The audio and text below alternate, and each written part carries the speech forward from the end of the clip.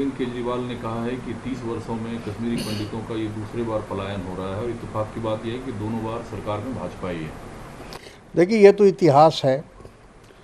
पिछली बार जब पलायन हुआ था तो उस समय वीपी सिंह देश के प्रधानमंत्री थे और भारतीय जनता पार्टी समर्थित सरकार वो थी। और इस बार तो सीधे सीधे भारतीय जनता पार्टी की सरकार है।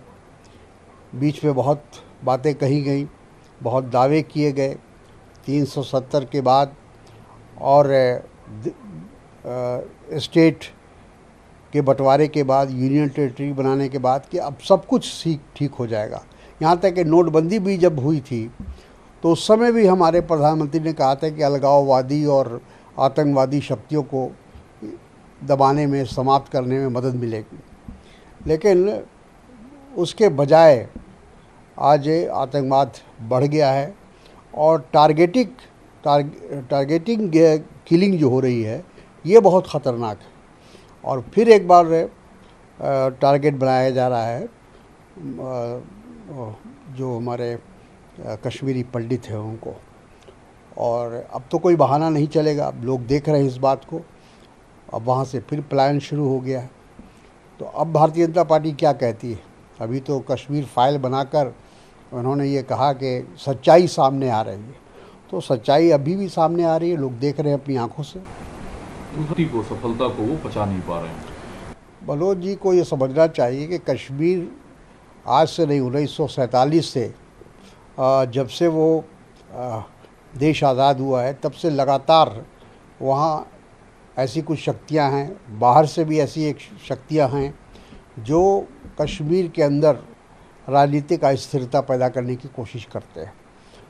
लेकिन मनोज जी वहाँ एडमिनिस्ट्रेटर कहिए, गवर्नर कहिए, वो वहाँ हैं और उनके रहते हुए जब ये सब चीज़ हो रहा है तो अपनी कमज़ोरी को भी स्वीकार करना चाहिए। कर्नाटक कांग्रेस ने जो सिलेबस है उसमें चेंजेज को लेकर आरएसएस भाजपा के विरोध में जो आरएसएस का ड्रेस का हिस्सा हाफ पैंट है उसको जलाया है।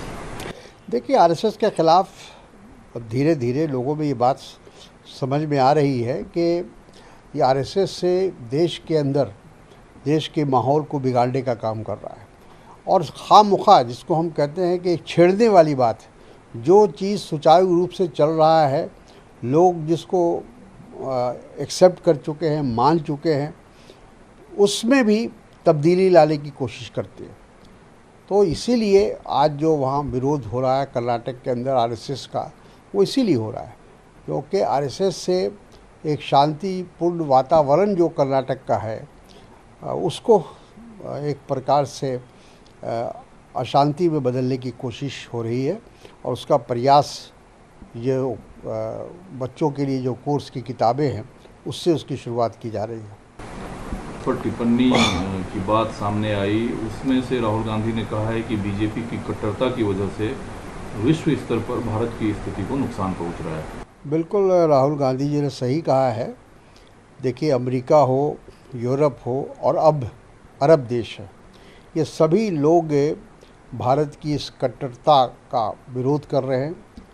ये जो भारतीय जनता पार्टी की नीति है, जो उनकी शैली है, उसकी मुखालफत हो रही है। और जो कुछ पिछले दिनों हुआ प्रॉफिट मोहम्मद को लेकर, जो विवादित बयान भारतीय जनता पार्टी के प्रवक्ता ने दिया, उसको लेकर सारे कहा जाए कि पूरे मुस्लिम वर्ल्ड में एक असंतोष है और गुस्सा है। और वो इस बात से संतुष्ट नहीं है जो भारतीय जनता पार्टी ये दावा कर रही है कि हमने उनके ख़िलाफ़ एक्शन लिया है और उनको सस्पेंड कर दिया। ये काफ़ी नहीं है। जब तक कि पूरी तरह से सख्ती से पेश नहीं आएगी ये सरकार और उन लोगों को जिन लोगों ने ये माहौल को बिगाड़ने का काम किया है उनके ख़िलाफ़ कड़ी कार्रवाई नहीं करेगी, तब तक देश और विदेश में शांति नहीं होगी। के सांसद ने दक्षिण के राज्य तमिलनाडु से कहा कि हिंदी अवरोधित राज्य की भाषा है और हमें भी पिछड़ा कर देगा। कुछ आपत्तिजनक शब्दों का भी इस्तेमाल किया। क्या भाषाई विवाद पर इस तरह की राजनीतिक टिप्पणी देश हित में है, भाषाई हित में है? नहीं, बिल्कुल सही नहीं है। हिंदी हमारे देश की भाषा है और जो हिंदी भाषी राज्य है ये कहना कि वो अविकसित है मैं मुनासिब नहीं समझता। सिर्फ भाषा की वजह से अविकसित है ऐसी बात नहीं है, उसके बहुत सारे कारण हैं, ऐतिहासिक उसके कारण हो सकते हैं। लेकिन ये जो भाषा का विवाद है ये तो हमारे गृह मंत्री जी ने ही उसकी शुरुआत की है, और जिस तरह से हिंदी को वो थोपने की बात करने लगे या आने की बात करने लगे, तभी से ये मामला उठा है। सभी लोग जानते हैं कि दक्षिण भारत के लोग अभी भी हिंदी को पूरी तरह स्वीकार नहीं करते हैं। कान पथराव करने वाले 40 संदिग्धों की पोस्टर जारी की है और उसकी जानकारी जुटाई जा रही है। देखिए, ऐसा है कि जो कुछ हुआ बहुत ही दुर्भाग्यपूर्ण है। कानून व्यवस्था को अपने हाथ में लेने का किसी को अधिकार नहीं है जो भी, लेकिन उसके साथ साथ ये देखना चाहिए कि उसकी वजह क्या है, उसकी गहराई में भी जाना चाहिए कि प्रॉफेट मोहम्मद के ख़िलाफ़ जिस तरह की भाषा का इस्तेमाल हुआ उसके विरोध में लोग निकले। ठीक है, उन्होंने अगर कोई ऐसा गलत काम किया, कानून को अपने हाथ में लिया, तो कानून को अपना काम करना चाहिए, लेकिन उन लोगों को या उन ऐसे लोगों को, ऐसे तत्वों के खिलाफ भी कार्रवाई करनी चाहिए जो देश में एक तरह से अराजकता पैदा कर रहे हैं।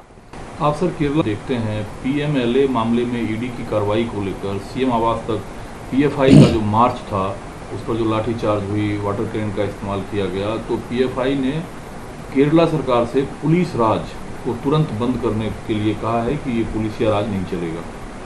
देखिए, जो कुछ केरला में घटना घटी है उस पर राज्य सरकार को ध्यान देना चाहिए, और मैं समझता हूँ कि वहाँ की जो गुप्तचर विभाग है उसकी विफलता है। ये जुलूस या ये इस तरह का जो प्रदर्शन था उसको पहले ही रोका जाना चाहिए था। दूसरा सर, आप लोगों का अलायंस है, आगे चुनाव भी होने हैं, लोकसभा है, आगे फिर विधानसभा भी है, लेकिन कांग्रेस की ओर से, वहाँ महाराष्ट्र कांग्रेस की ओर से कहा जा रहा है कि शिवसेना जो है वो गठबंधन धर्म का पालन नहीं कर रही है। देखिए, उस पर कुछ ना कुछ थोड़ा कम्युनिकेशन गैप ज़रूर है, और वहाँ और प्रॉपर समन्वय की आवश्यकता है। और मैं समझता हूँ कि जो समन्वय समिति है तीनों पार्टियों की, उसकी बैठक मेरा ख्याल है कि और ज़्यादा होनी चाहिए आपस में, और किसी तरह का कन्फ्यूज़न नहीं हो, इसके लिए प्रयास करना चाहिए।